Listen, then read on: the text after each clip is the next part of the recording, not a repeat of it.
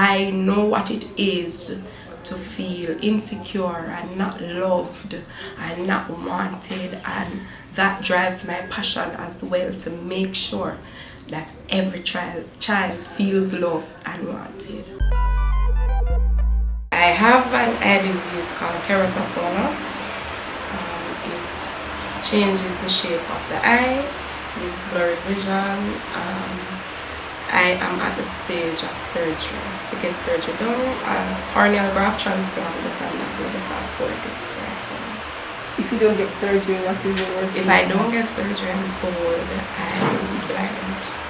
So, do you have a time span working with? No, I was never given a time as to when it will happen, but in the name of Jesus, my faith in God has let me see that will never.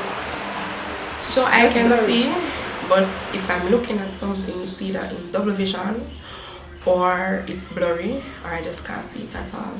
I can't go on the road by myself. The sun affects me, so I always have to have somebody traveling with me.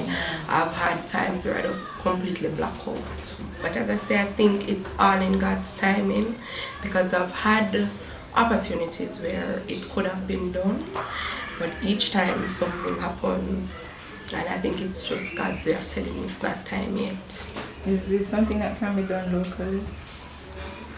Yes, it can be done locally now. At the time, I only know 2 doctors who did it in Jamaica. Are they giving you a cost? I don't know the current cost, but back then it was about 350,000 per eye. Oh, and they would have to do one at a time, 6 months apart, just to ensure that the corneal graft connects and it's working. How long have you had this condition? I've had this for about 15 years, and a lot of people would never know because I do everything normally. I even went out and work. No one at work knew I had it, but then I had an episode where I had a blackout. I couldn't see for a week. Okay. I was diagnosed at 16 with astigmatism, but when they told me it was keratoconus was when I was 18. And back then you were seen like normal? Yes. I never wore glasses or anything. I had an episode at school at 16 where I was doing an exam, went upstairs and almost fell down because I had a blackout. So but it got worse from 18. But you were working at what point? I was working when I was 20. I was working when I was 20, and that's what happened. When did you stop working altogether? The last time I worked was in 2016. That was when I attempted again. I got a janitorial job because I knew that I needed to provide for my kids. Again, I didn't tell anybody that I was ill. I was perfect at what I was doing with God's help. And then I had an episode where I almost fell down the stairs. Blackout again. So that was for a week this time, where I couldn't see for a week.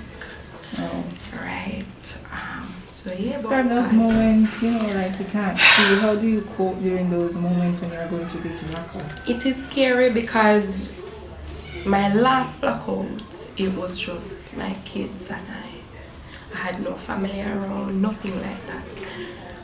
My greatest fear is that I wouldn't see my kids and be able to help them with school, help them in whatever they want. Even though it was difficult financially, it scared me a lot, like not being able to see my kids, to see them smile, to help them with schoolwork, because I'm big on schoolwork. My eldest, she passed for Immaculate.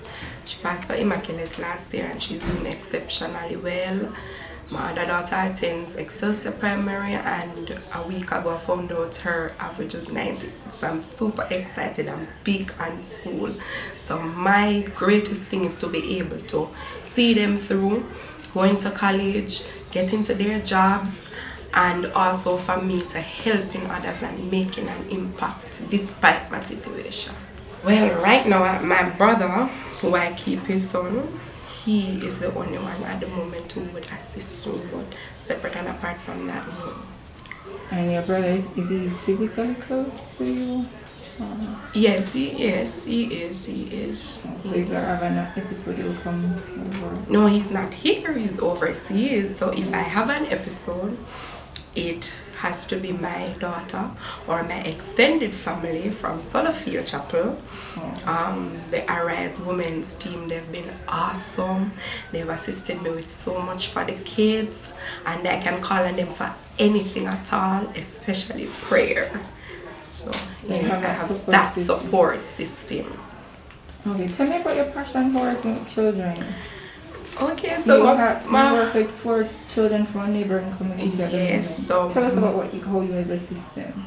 well, I assist them with reading, school on a whole, being able to have access to the internet, getting their homeworks done, projects done, whatever it is that's needed that I can assist with, I will. That's what I do with the 4 of them. I would love to be able to assist more children, but I have challenges. For example, the internet is not able to carry a lot of people on it, and also chairs where they could sit and write, because I do have the space, but I'm not able to accommodate them because of those challenges.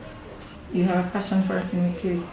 Yes, I do. I've always loved working with kids. So when I was going to school, I attended Convent of Mercy Academy, Alpha, and I had this classmate who she felt she couldn't read no matter what, and I always did it with her, and from that I saw that I could do it, I could help somebody learn to read. So I started that where I used to live in the Mountain View community. I had children come over, I would assist them with learning words, learning to spell, learning to form their words, and it grew from there. I've loved children, I've always had children around me. If you come to my house, right now on a given day I have about 10 kids, the most, including my kids.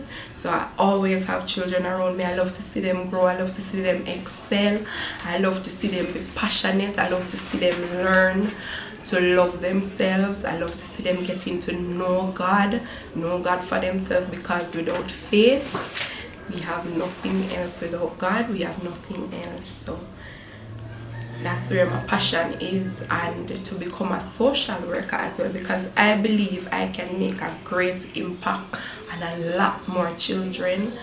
I know what it is to feel insecure and not loved and not wanted, and that drives my passion as well, to make sure that every child feels loved and wanted. I want them to know there's someone out there who cares, who wants to listen to them, who wants to help them. I believe working with them at a tender age especially is where the impact is greatest, because that grows with them. What has been the most rewarding part of working? Giving back to children, working with children. Okay, so the most rewarding is to see a child have probably an E average. At the time they had an E average, and I was instrumental in helping them to go up to a C. That was huge for me, because people have this thing, oh, him don't know nothing, and I didn't believe that. I believed that he could, and he did. And also to see my children excel. I mean, I had days where I didn't have lunch money to give them, and my eldest daughter, she'd say, Mommy, it's okay, I'll walk to school. She'd walk to school with probably $100, and she came out awesome. She excelled. She passed for Immaculate Conception High. So those things give me the greatest joy, and also to get back the love from children. They genuinely love me, they genuinely want my help, and especially my nephew whose father had passed away, he was very angry before I got him, extremely angry. No one could talk to him, but I could help him to become calmer. I loved him unconditionally.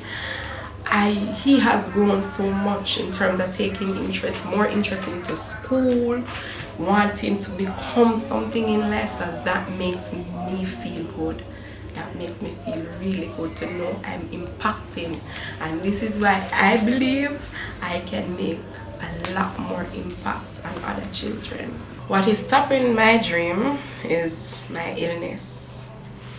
I'm not able to go to school, and financially as well I'm not able to work, so I can assist myself, send myself to school and all of that. So my biggest hurdle is my disease.